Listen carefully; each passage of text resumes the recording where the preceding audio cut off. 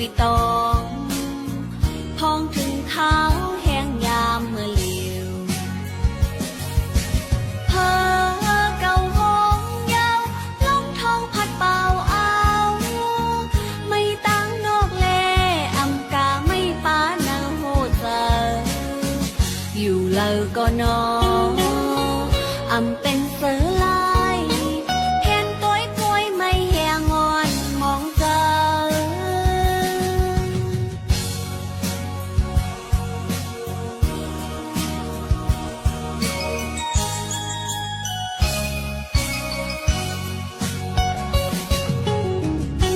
จอมหิมห้อมตีเฮาใกล้จอมกันอำมันเมื่อพ้องปีนี้จำก็เหลียวน้องเมื่อฮอดแผ่วป่องเจอวันคืนลืมหันนางคือใจเปียหากอำจานแลมีเนื้อตาอยู่ก็ไล่ตั้งไม่เยาอำกาไล่ป้าต่างยากเจอทางตีหันใจวายมุงต่างล่างหันเงาลำไม่แหงอ่อนทานเจอ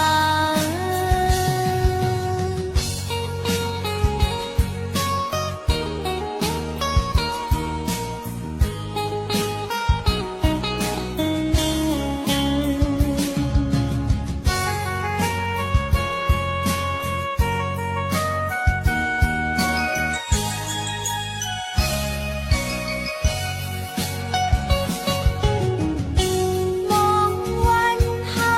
เตะขึ้นฮอบยากันอำหันหึงนานเหนียวใจเอ่ยขอบปีฮอดวันยาวจองสู่ปีตองพองถึงเท้าแห้งยามเมื่อเหลียวเพอเก่าห้องยาวล่องท้องพัดเป่าเอาไม่ตั้งนอกแลอำกาไม่ป้าเนาโหเจออยู่เลอก็นออำเป็นเสือลายเห็นต้อยป่วยไม่แหงอนมองเจอ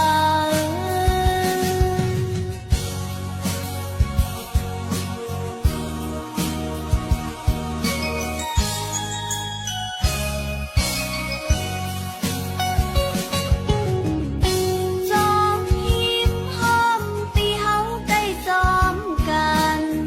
อำมันเมื่อพ้องปีนี้จำก็เหลียวน้องเมื่อฮอดแผ่วป่องเจอวันคืนลืมหันนางคือใจเปียหากอำจานแลมีเนื้อตาอยู่ก็ไล่ตั้งไม่เยาอำกาไล่ป้าต่างยากเจอทางตีหันใจวายมุงต่างล่างหันเงาลำไม่แหงอ่อนทานเจอ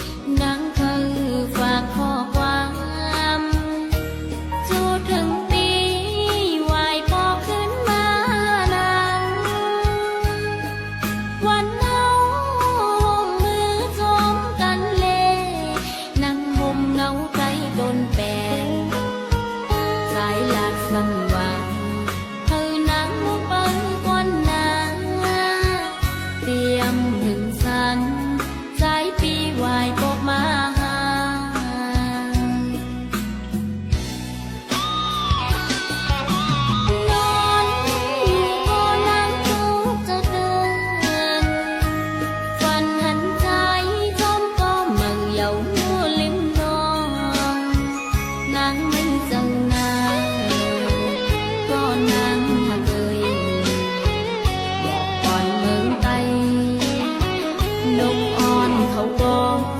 ลมมองเหมือนนางมองปีอยู่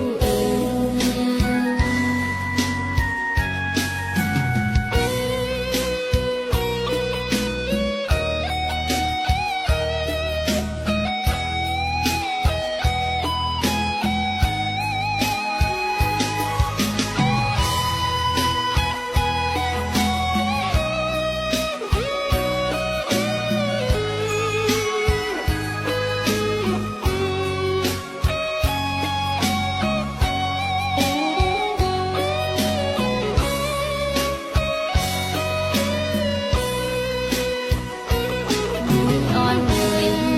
นางทั้งฝากข้อความ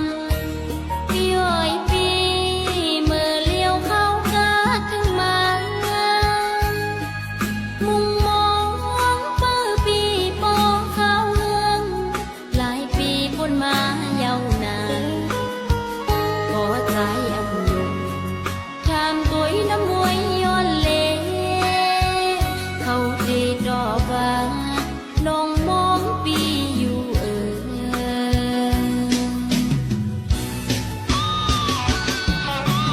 นอนอยู่ก็นั่งทุกข์จะเกินฝันหันใจจอมก็มั่งเยาว์ลิมนองนางนิ่งจังนางก็นางหักเลยบอกก่อนเมืองไทยนมอ่อนเขาบอกลมมองเหมือนนางมองปีอยู่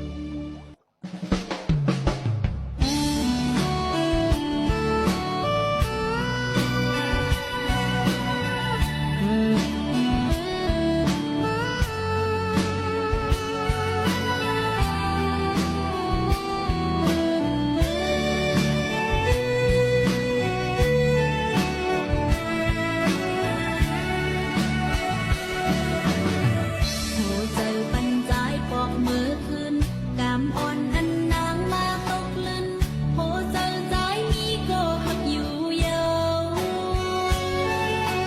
อำกึ่งตังหักน้องนางผู้สวมอยู่กอบในแลน้องนางเตะปล่อยปันโหเจออันใจมายืนจูโตสู่ปีใจก็จอมหูว่าสู่ใจมีก็หักอยู่ก่อนจึงสมาเป็ดเลียนนางน้องเมายองยองเอาเจอน้องนางหวนเลิศใหม่หายใจขึ้นมาหักจอมก็เก่านั้นให้น้องนางไม่เจ็บไว้ไฟเลวเจอน้องนางในไหลเจ็บไว้ก็อยา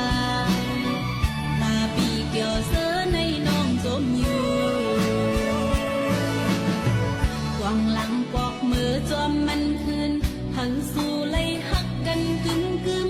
น้องเตย้อนสู่หันสู่โตโจตาโตนางเตคำเจ็บไว้ก็เร็วคุยปันเยาเส้นตังเมื่อกว่าลา